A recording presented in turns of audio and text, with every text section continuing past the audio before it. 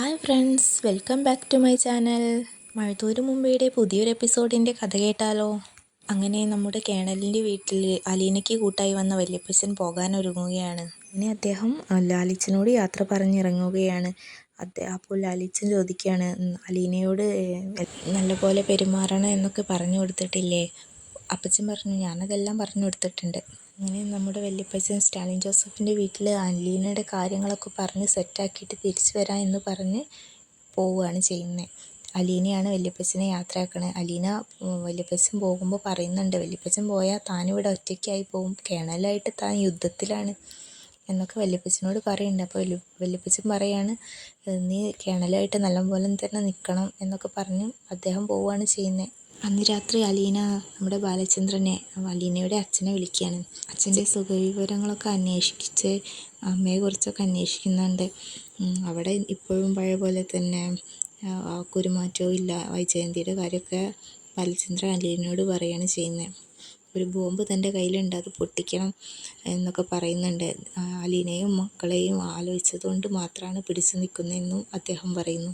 ചിലപ്പോൾ അതൊന്നും പറയരുത്, കുറച്ച് കാലം കൂടെ പിടിച്ചു നിൽക്കണം, അച്ഛന് അഭിമാനത്തോടെ തലയുയർത്തി നിൽക്കാൻ പറ്റുന്ന ഒരു ദിവസം വരും എന്നൊക്കെ പറഞ്ഞ് അലീന ബാലചന്ദ്രനെ സമാധാനിപ്പിക്കുന്നു. കേണലിൻ്റെ മദ്യപാനത്തെക്കുറിച്ച് അലീന ബാലചന്ദ്രനോട് പറഞ്ഞപ്പോൾ അദ്ദേഹം പറയുന്നുണ്ട്, നീ ഇപ്പോഴേ അത് നിർത്താൻ വേണ്ടി ശ്രമിക്കണം, നിനക്ക് അദ്ദേഹം ഇല്ലാണ്ടായ വേറെ ആരും ഇല്ലയെന്ന് ഓർക്കണം, അല്ലെങ്കിൽ നീ ഇങ്ങോട്ട് തിരിച്ചു വരണം എന്നൊക്കെ ബാലചന്ദ്രൻ അലീനയോട് പറയുകയാണ് ചെയ്യുന്നത്. അങ്ങനെ സ്റ്റാലിൻ ജോസഫിൻ്റെ വീട്ടിലേക്ക് പുതിയൊരു അംഗം വരികയാണ്. റീത്താമ്മ, എൽസമ്മയുടെ ചേച്ചി, അതായത് സ്റ്റാലിൻ ജോസഫിൻ്റെ ഭാര്യയുടെ ചേച്ചി. സ്റ്റാലിൻ ജോസഫിൻ്റെ മകൾ എൽസയും റീത്താമ്മയും എൽസയും കൂടെ സ്റ്റാലിൻ ജോസഫിൻ്റെ വീട്ടിലേക്ക് വരികയാണ്. അലീന വന്നത് അറിഞ്ഞിട്ടാണ് ആ വരവ്. അങ്ങനെ റീത്താമ്മയും എൽസയും കൂടെ സ്റ്റാലിൻ്റെ അടുത്ത് വരുന്നു. അലീനയെക്കുറിച്ച് ദേഷ്യത്തോടെ ചോദിച്ചറിയുന്നു. എവിടെ വന്നു ഇങ്ങനൊരു മകൾ ഇപ്പോൾ എന്നൊക്കെ റീത്താമ്മ ചോദിക്കുന്നു. അലീനയെ സ്റ്റാലിൻ ജോസഫ് ഏറ്റെടുത്തതിൻ്റെ പേരിൽ റീത്താമ്മ വളരെ എതിർപ്പിലാണ്. അത്രയും ദേഷ്യത്തോടെയാണ് റീത്താമ്മ സ്റ്റാലിൻ ജോസഫിൻ്റെ അടുത്തേക്ക് വരുന്നത്. അലീനയെ ഏറ്റെടുത്തതിൻ്റെ പേരിൽ സ്റ്റാലിൻ ജോസഫുമായി സംസാരിച്ച് റീത്താമ്മ വഴക്കിടുന്നുണ്ട്. സ്റ്റാലിൻ ജോസഫിൻ്റെ ഇളയ മകൾ എൽസ കുറച്ച് ബുദ്ധിക്ക് പ്രശ്നമുള്ള കുട്ടിയാണ്. അവളും വന്നിട്ടുണ്ട് പപ്പയെ കാണാൻ.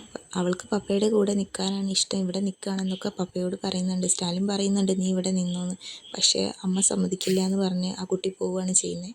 റീത്താമ്മയും സ്റ്റാലിനും സംസാരിച്ച് റീത്താമ്മ പറയുന്നുണ്ട്, ഇപ്പം ഇങ്ങനെ ഒരു പെൺകുട്ടിയെ താൻ ഏറ്റെടുത്തതിൻ്റെ പേരിൽ വീട്ടുകാർക്കും മക്കൾക്കും നാട്ടുകാർക്കും എല്ലാവർക്കും എതിർപ്പാണ്, എന്തിനാ അങ്ങനെ ഏറ്റെടുത്തത് എന്നൊക്കെ ചോദിച്ച് സ്റ്റാലിനുമായിട്ട് തട്ടിക്കയറുകയാണ് ചെയ്യുന്നത്.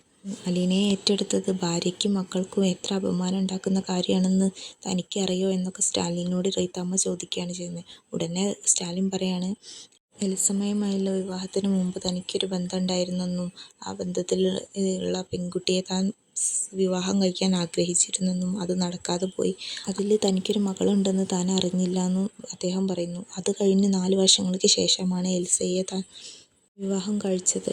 ഒരു തരത്തിലും എൽസമ്മയ്ക്ക് തൻ്റെ മകളെ അംഗീകരിക്കാൻ പറ്റുന്നില്ലെങ്കിൽ നമുക്ക് എൽസമ്മയെ ഡൈവേഴ്സ് ചെയ്യാമെന്ന് സ്റ്റാലിൻ ജോസഫ് റീത്താമ്മയോട് പറയുകയാണ് ചെയ്യുന്നത്. ഇത് കേട്ട് റീത്താമ്മ ഒന്ന് ഞെട്ടി. പക്ഷേ ഇതോടെ ഇന്നത്തെ എപ്പിസോഡ് ഇവിടെ കഴിയുകയാണ്. ബാക്കി കഥ കേൾക്കാനായി കമൻറ്റ് ചെയ്യണേ, ചാനൽ സബ്സ്ക്രൈബ് ചെയ്ത് സപ്പോർട്ട് ചെയ്യണേ.